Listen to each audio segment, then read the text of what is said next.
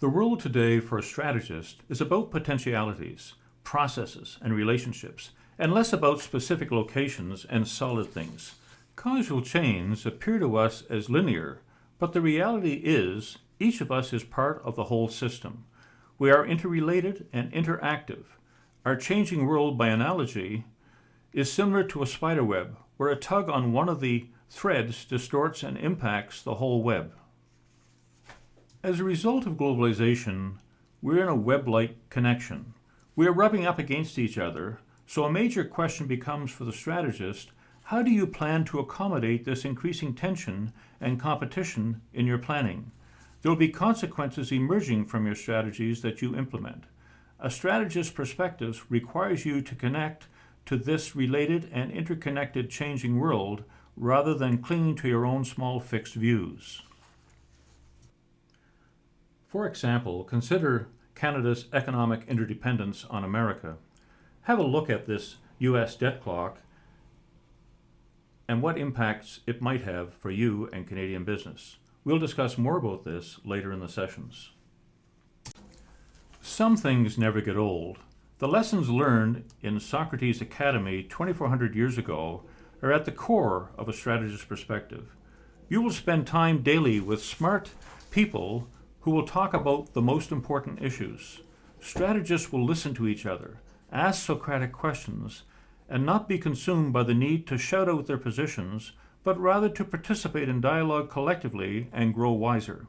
It also includes the ability to carry on meaningful conversations that balance inquiry and advocacy, where people expose their own thinking effectively and make that thinking open to the influence of others. Challenge boldly everything, poke the bear, peel the onion, test all hypotheses respectfully. In essence, be prepared to adopt new mental models based on evidence, not rhetoric. Many of you are feeling stressed. Feel you can't do this? Here's some motivational advice from Harry Potter in the film Order of the Phoenix.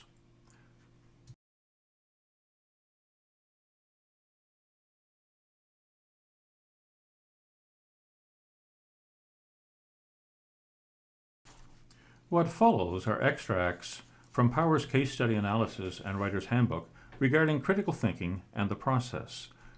Within the first few days of arriving at Royal Roads, you'll be asked by your instructors to think critically about certain issues, problems, and readings. However, seldom will instruction be provided as to how to undertake this task. The definition of critical thinking, as stated by the Foundation for Critical Thinking, is a mode of thinking about any subject, content, or problem in which the thinker improves the quality of his or her thinking by skillfully taking charge of the structures inherent in thinking and imposes intellectual standards upon them. To me, I would offer the definition that the essence of critical thinking and reflective thought is for you to arrive at an analyzed perspective by evaluating the author's arguments and uncovering the author's key assumptions and testing of hypotheses. To do this with clear eyes, you'll need to understand your personal mental model of reading, thinking, and learning. Do you have an inquiring mind that raises questions, tests your assumptions, and results in weighing of the validity of the author's evidence? Remember, neuroscience tells us 80% of the time you'll generally respond to the decision as you have done in the past. From today forward, I challenge you to question every decision you make and to understand why you have made it. Often this will require a new mental model. I want you to be self-aware, curious, an independent thinker. Recognize the biases acquired over your lifetime have shaped your old mental models. Be prepared to view new emerging issues with new lenses so you can provide a fair and balanced determination of the evidence. In 1956, I joined the Canadian military, and if I can share with you, as I'm prone to do during this course, some military stories, General John Rockingham was the inspecting officer and was coming through inspecting when at that time we had 4 artillery pieces who were firing off the salute, pooping off rounds off on the sidelines. And Rockingham observed over there that there were 3 men standing smartly at each gun with 1 man 40 paces to the rear. And Rockingham, after observing for a few minutes, asked, what's the function of the fellow at the rear? And nobody knew. And so finally the chief warrant officer, the highest rank he could go as a non-commissioned officer, turned up and says, "Sir, I don't know, but I'll find out." So the warrant officer goes back into the materials, and back in 1917, the pamphlet was published on how to fire the guns. And of course, the roles for each were set out in the pamphlet, which included the fourth man, and his job was to hold the horses. Clearly, a new mental model was required because in 1956, the horses had long ceased pulling the Canadian artillery. I want you to poke the bear and challenge, with respect, your colleagues and instructors with evidence-based positions, not rhetoric. In most cases, there are no right or wrong answers. However, it is only through Socratic dialogue that you will obtain sufficient data and information to feel comfortable and enable you to defend your position. I want you to peel the onion, to look for the second-level meaning in statements. For example, if you read the American newspapers, it seems clear on the surface why America is in Iraq. Democracy? Is that true? I want you to use the words critical and criticize in the sense they were used by the Greeks, kritos, experts who were considered qualified to comment, to question, to analyze, or to make sense of something. Critical thinking is not negative thinking. It is a process of attempting to understand, at the very core, the foundations of the argument and form some conclusions as to the validity of those foundations. Remember, if you misdiagnose the problem, then you're likely to prescribe an ineffective cure. Undertake the following 5 steps when you're asked to think critically about an issue, problem, or reading. Step 1. What is the issue or question to be examined? You'll find it helpful to use one of the doodling tools we'll discuss in a few moments when we open our little red toolbox. Step 2. What data and information is provided by the author to support answers to the question or issues you are examining? 3. Evaluate the robustness, the quality of the evidence provided by the author about the question or issue compared to the robustness of the evidence of your own research. Satisfy your acceptance or rejection of the evidence the author has provided. Look for biases in the presentation of information about the question or issue. What basic assumptions are made? Are the assumptions and the materials fair and balanced? Finally, examine and understand the spin provided by the author to frame the provided information about the question or issue. Step 4. Analyze the data by asking the so what questions. Dig below the level of the facts by asking a series of so what questions. For example, surface level fact. Our competitor is opening a factory in China. Second level meaning, so what? Well, labor in China is less expensive than our labor. So what? Well, our customer's cost base will go down. So what? Our competitor will be able to make the product less than we can. And so on. As a strategist, you must peel the onion to uncover deeper second-level meanings of the facts. Step 5. Having reflected and undertaken critical thought about the issues, you're now in a position to set out your findings. What is a strategist perspective? Here are some selected new and old mental models required by strategists. Take a moment and examine the list. How do strategists shape their reality? According to Peter Senge's bestseller, The Fifth Discipline, The Art and Practice of Learning Organizations, strategists shape their reality through systems thinking, by continuously seeking personal mastery, by demonstrating a willingness to adopt new mental models, by exhibiting the ability to build a shared vision within their organization, and finally, they promote and champion team-based learning organizations. These attributes must be acquired by you as part of a strategist's perspective. Let us examine closer these 5 variables. The essence of systems thinking is the ability to think conceptually with the right brain. It is the ability to see interrelationships as a whole rather than linear cause and effect chains. Industrial age mental models, for the most part, focus on parts of an organization rather than the whole. As a result, organizations often implement short-term improvements without fully understanding at the macro level the long-term outcomes for the entity. A good tool for systems thinking is to develop a systems map. A systems map is a diagram showing the key elements of the system and how they're interconnected. The role of the left brain and the right brain in the conceptual age will be discussed further in a few moments. Personal mastery is about growth and balance. It is about a calling, a passion. It is about going about your daily tasks, not for accolades, but for the satisfaction of a job well done. Strategists must continually clarify, fine-tune, and deepen their personal vision. They must focus their energy. Martin Luther King referred to this as keeping your eye on the prize. Strategists must develop patience and strive for objectivity in all that they do. It is about seeing the reality objectively. Mental models are the decision-making frameworks that we apply when presented with a situation that requires us to make a decision. These models are deeply ingrained assumptions, generalizations, or pictures and images that influence how we understand the world and how we will take action. Senge says, start with turning the mirror inward to learn to unearth our internal pictures of the world, to bring them into the surface, to hold them up rigorously to scrutinize. It will be critical for strategists within their organization to make the ground fertile for the adoption of new mental models. It means leading change within your organization so as to encourage your colleagues to actively test their hypotheses and existing mental models and discard those that no longer apply. This is tough work. It will require all of the team to learn new skills, to have meaningful conversations in an honest, transparent, and safe environment that will transcend internal politics and other barriers to be found in most organizations. To build a shared vision, strategists must understand the importance of harnessing the competencies of all within the organization in order to focus on the end game. I want you to think as a strategist of the people within your organization as iron filings that have been randomly dropped on a piece of white paper. They are scattered all over the page, all pointing in different directions, each with their own environment, working hard to achieve their objectives as they perceive them to be. A strategist must provide the magnet.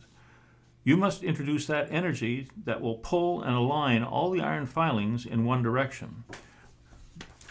This can be done with a mantra.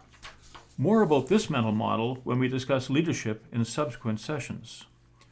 Team learning is all about harnessing the energy of personal mastery, of accepting a shared vision, of nurturing the capacity of team members and aligning their competencies to tasks at hand.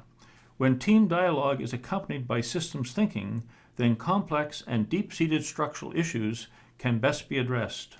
Team learning takes place within learning organizations where people are nurtured and continually expand their capacity to achieve their goals and objectives in support of their long-term vision. It is similar to W. Edward Deming's notion of total quality management.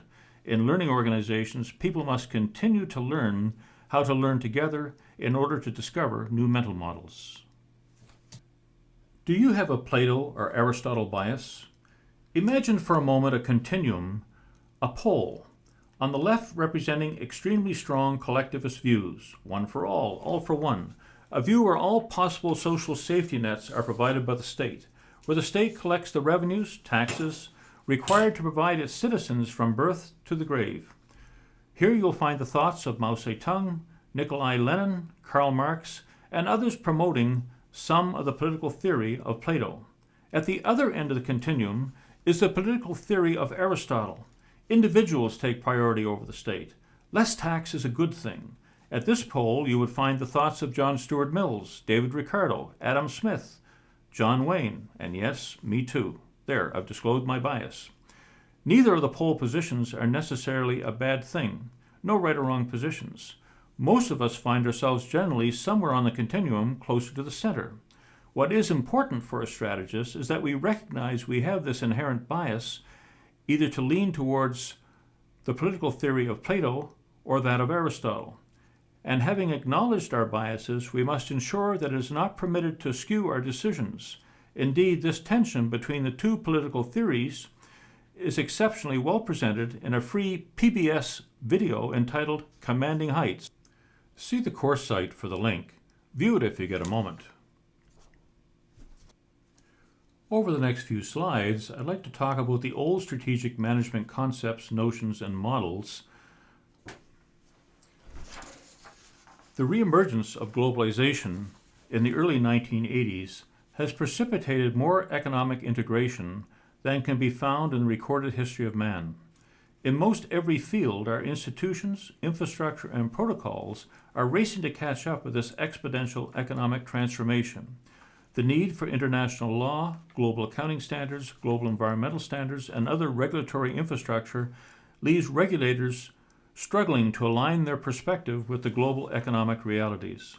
Today's managers and leaders need to seek out and adopt new management models in order to accommodate the emerging challenges in their global disruptive ecosystem. Unfortunately, today, many business schools continue to teach dated strategic management concepts and models. Most of today's management concepts and notions were crafted in large part to meet the challenges presented during the Industrial Revolution. Manufacturing was in its heyday. The reality today, of course, is that developed countries like Canada and the United States are over 75% service-based economies. Regretfully, today's strategic management practitioners continue to focus on how to manufacture more widgets efficiently and effectively. Brilliant scientific managers like Frederick Winslow Taylor in the 1980s spent considerable time studying how management might cope with the prevailing perception of the worker at that time. Taylor's view of labor was, hardly a competent workman can be found who does not devote a considerable amount of time to studying just how slowly he or she can work and still convince his employer that he or she is going at a good pace. Taylor's observation speaks to the challenge faced by the early strategists. At the core of their business model and theory, strategists focus on how to implement efficient and effective command and control of workers. Indeed, Taylor's book in 1911, The Principles of Scientific Management, Taylor states, brutally speaking, our scheme does not ask any initiative in any man. We do not care for his initiative. Clearly, the employee to Taylor and others who followed was a robotic android perspective. Alfred Sloan, decades later in the 1920s, also an engineer and responsible for the astonishing growth of General Motors to a preeminent position in the early 1900s, he decentralized General Motors, but his teachings also in large measure focused on the industrial age challenges of manufacturing widgets. So let's look at the old industrial age models. This focus of the employee as a clog in the manufacturing process peaked in the 1960s and 1970s with strategic management practitioners like Peter Drucker and Marvin Bower. These concepts, notions, and models crafted between the 1880s and 1970 addressed the challenges of the revolutionary economic changes between 1750 and 1850 introduced by the Industrial Revolution. They still represent the core teachings of business schools. Specifically, training continues to focus on very explicit manufacturing problems. How does management get workers and plant infrastructure to replicate perfectly, as advocated by W. Edward Deming, increase the scale of operations, and continue to grow efficiently? Let me hasten to add, this is not to say these old 20th century mental models are obsolete, only that as strategists we need to review them critically for their relevance given today's realities of predominantly knowledge-based service nations, globalization, technology, democratization of workers, and other shaping factors. If this is true, what are the new strategic notions, concepts, and models for the 21st century? How can you differentiate yourself? A synopsis of light. Let me share a story that might help. Paddy's story.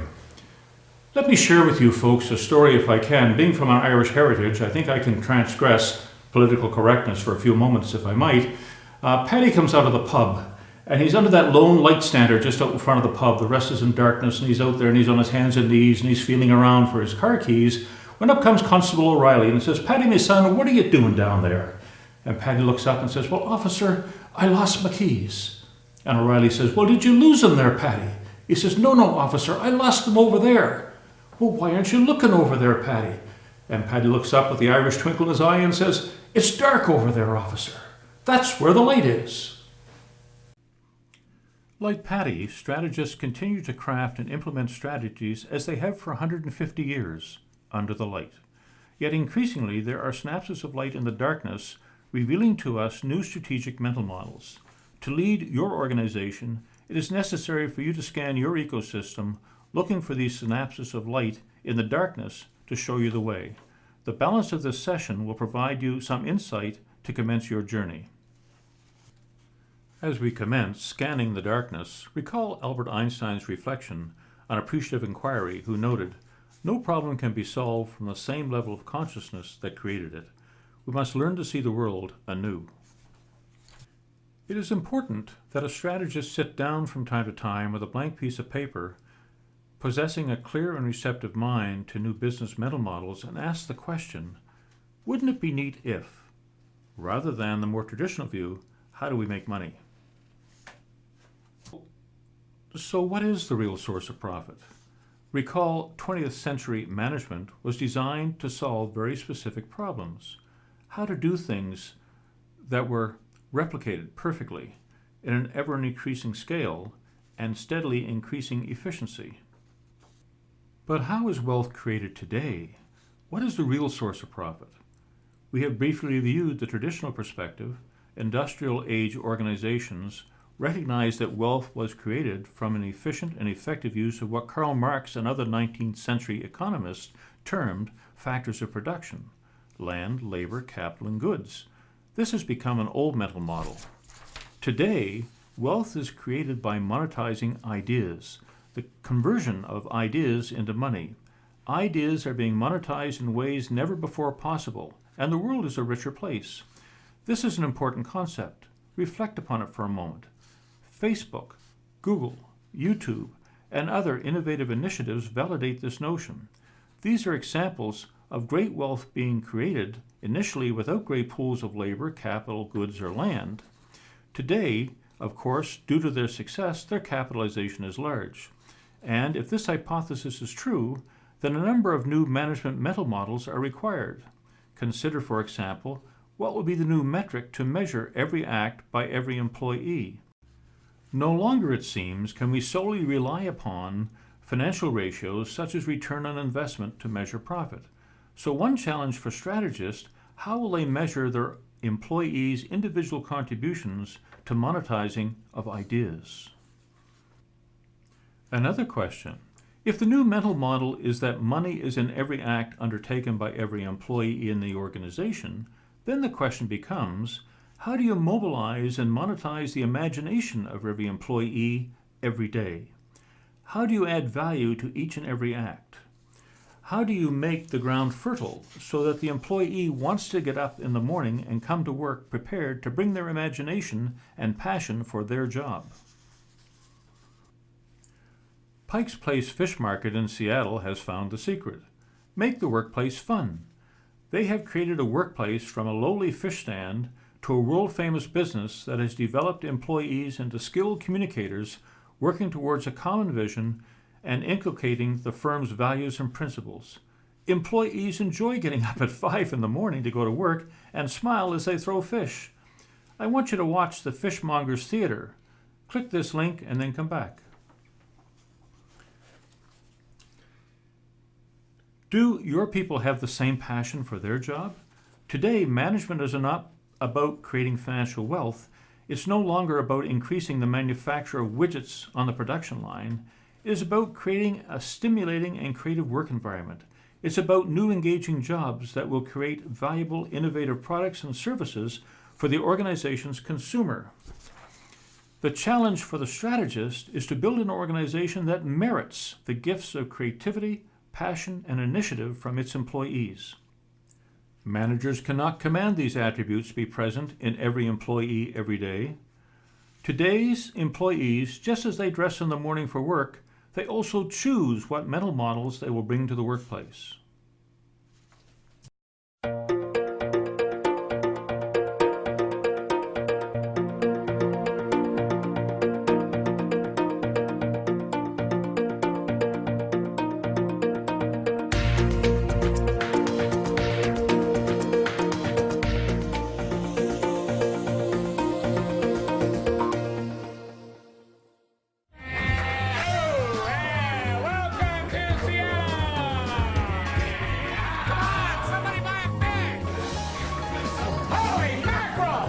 we noticed that we could make a difference for people. Like when they come by, they leave in a better mood, and a lot of people have told us that we made their day. Nice!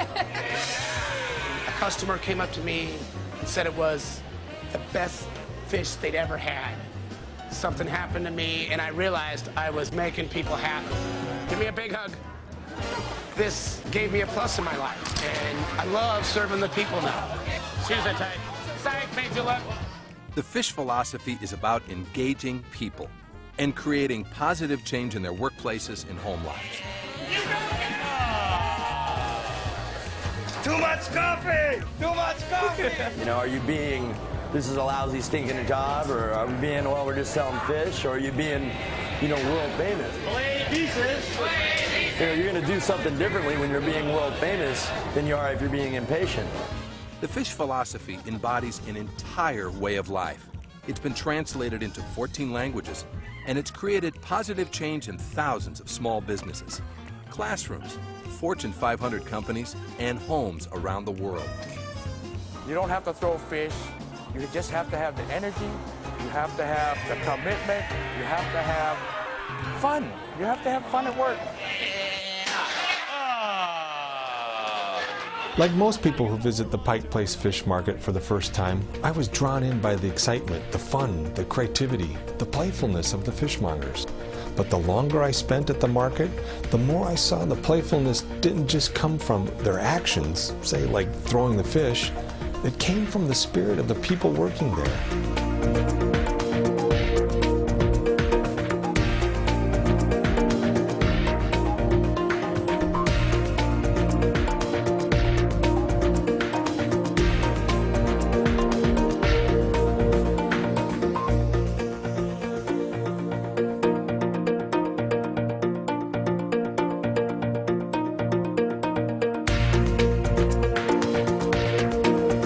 That teacher knows that this is the place to come to where they can turn that feeling around.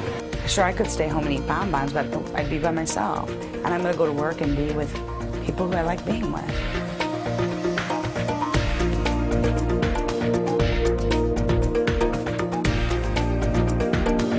It's about communication. It's about being there.